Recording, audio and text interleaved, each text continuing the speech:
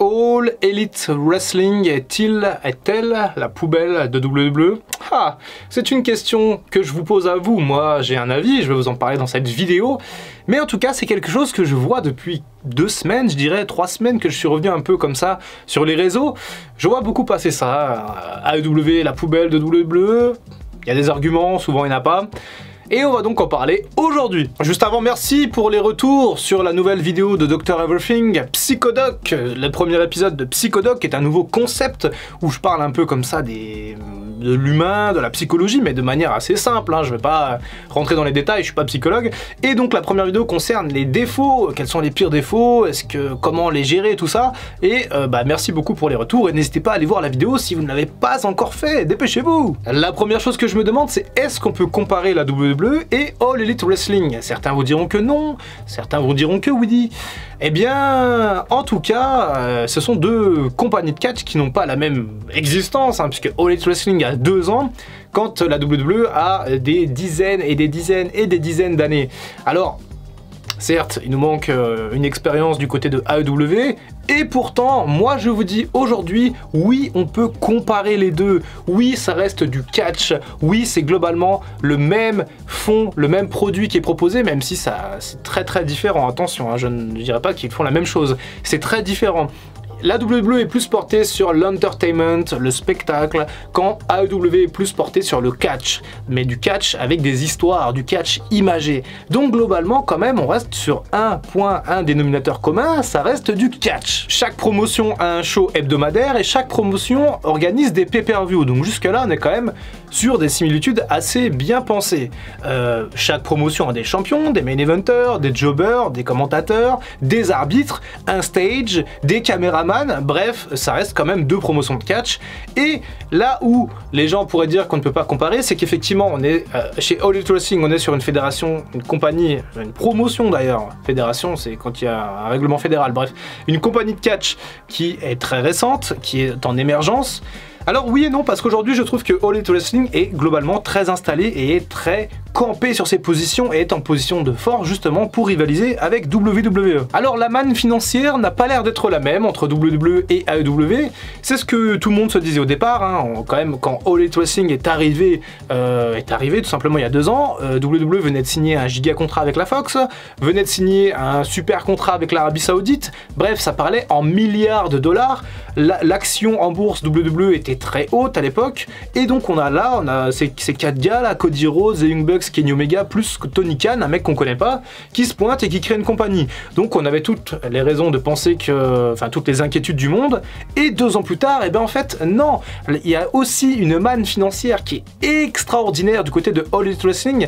Il y a qu'à voir tous les contrats qu'ils signent, hein. Les mecs ont de l'argent à foise, enfin les mecs. Tony Khan a de l'argent et Tony Khan injecte beaucoup de son pognon personnel dans sa compagnie All Elite Wrestling pour un retour sur investissement qui aura lieu, je pense, sur les années, voire les décennies à venir. Bref, ça c'est pour le contexte. Donc oui, pour moi maintenant, on peut comparer. Et au passage, oui, on peut aimer les deux et on n'est pas obligé de choisir un camp entre WWE et AEW. Moi personnellement, je regarde les deux, je kiffe les deux. Et même si j'étais pas youtubeur ou influenceur catch ou tout un tas de trucs sur internet autour du catch, je regarderais quand même les deux avec peut-être une préférence pour All Elite Wrestling au niveau des weekly en tout cas. Parce que je ne regarde plus trop les weekly WWE. Ça m'a un peu lassé, peut-être que ça reviendra, pour l'instant je ne regarde plus. Alors que AEW, je préfère quand même le format, et puis ça reste quand même quelque chose de neuf et d'intriguant. Mais alors, pourquoi est-ce qu'on parle de poubelle de WWE pour All Elite Wrestling? Eh bien la raison est simple, parce que All Elite Wrestling a tendance à signer des ex-catcheurs de WWE.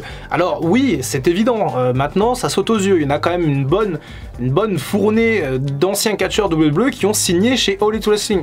On va se faire une petite liste, tiens d'ailleurs. Alors pour ceux qui ont fait la bascule quasiment directement, je peux citer d'abord Dean Ambrose, Jon Moxley, qui a été quand même la première, enfin l'une des plus grosses superstars à arriver en provenance de WWE au début quasiment de la promotion. Mais je peux aussi citer Matt Hardy, qui est arrivé dans une période où au début du Covid où il n'y avait pas de foule, donc dommage pour lui.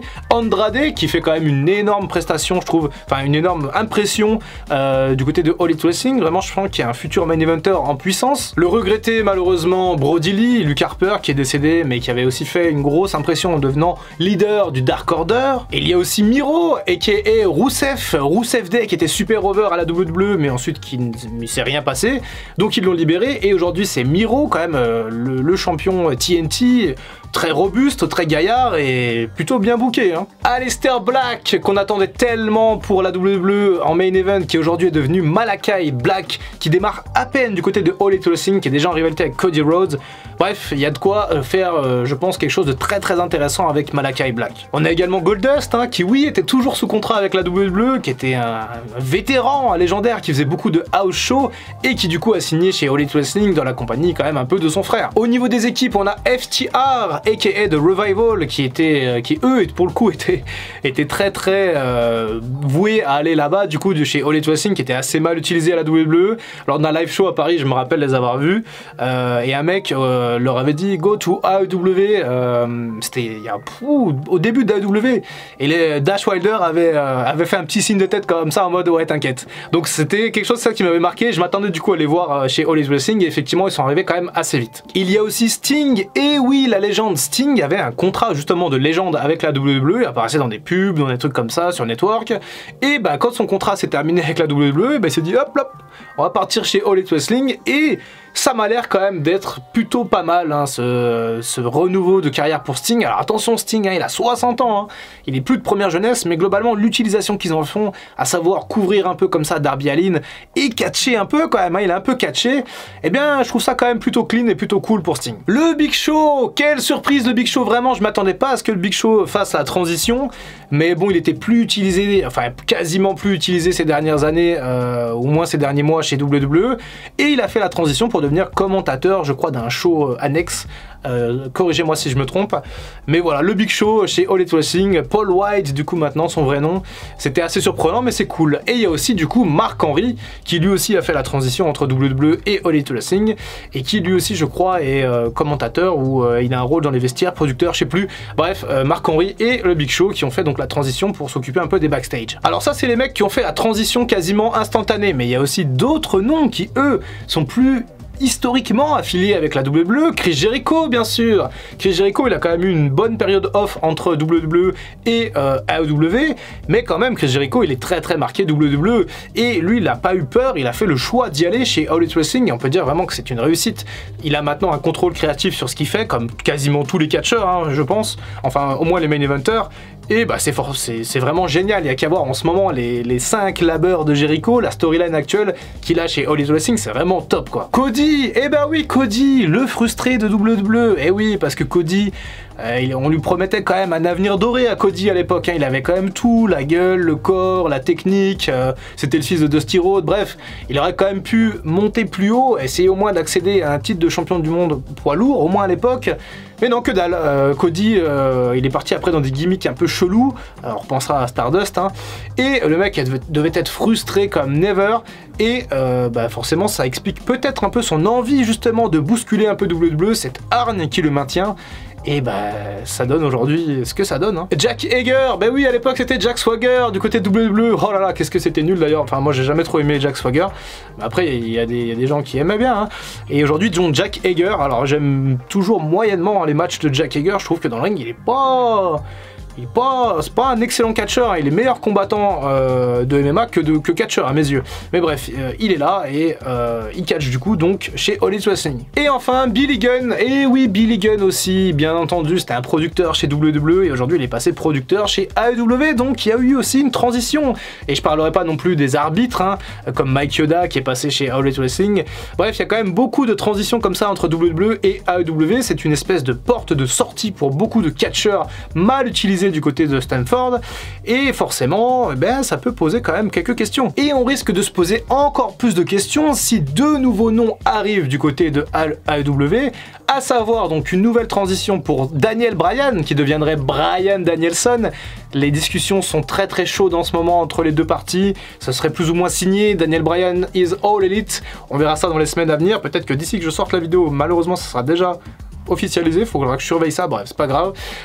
Donc Daniel Bryan potentiellement, et CM Punk qui lui donc quand même a fait une pause de 7 ans de catch, mais quand même qui est marqué WWE encore une fois. Donc All Elite Wrestling est vraiment en train de frapper très fort dans le business du catch actuellement, en signant vraiment des gros noms. C'est vraiment en train de devenir quelque chose de très sérieux, de très costaud, All Elite Wrestling, d'où le fait qu'on puisse comparer aujourd'hui les deux, bien sûr. Finalement, AEW a pris, je dirais, une quinzaine de catcheurs, peut-être 20 si on pousse un peu avec ceux qui sont historiquement marqués. Sur son roster, la WWE a libéré près d'une centaine de catcheurs depuis la création de All Elite Wrestling.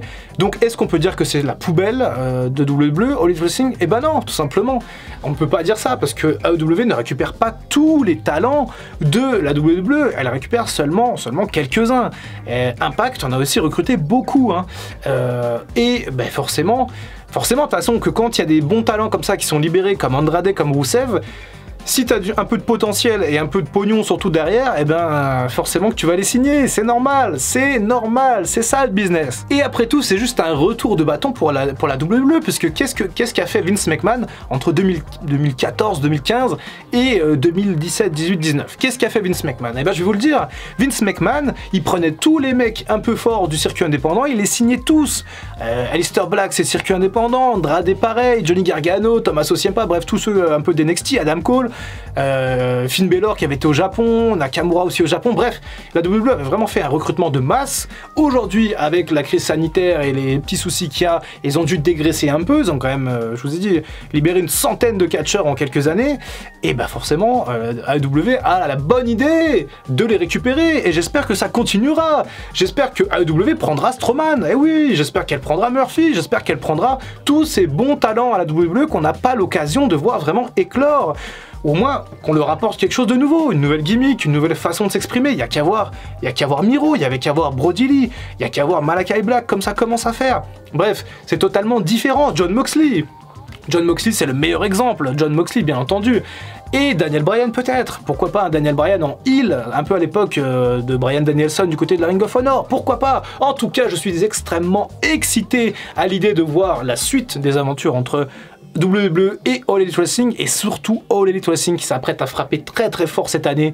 J'en suis persuadé, entre les signatures et entre le partenariat New Japan Impact, je pense que ça va être incroyable. Et donc franchement, si vous n'avez pas encore regardé, ou si vous ne regardez pas AEW, foncez parce que vraiment ça vaut le coup. Et en plus ça passe en français, je crois, tous les mardis sur la chaîne Toonami, commenté par Alain Mistrangelo et Norbert Feuillant, donc voilà, n'hésitez pas à aller voir. Voilà, j'aimerais maintenant votre avis, s'il vous plaît, dans les commentaires. Dites-moi ce que vous pensez de cette idée selon laquelle ce serait la poubelle un peu de WWE. Dites-moi si vous êtes d'accord, pas d'accord. Rejoignez le serveur Discord puisqu'on en parle tous les jours on parle de catch sur Discord, on est 800, c'est la folie.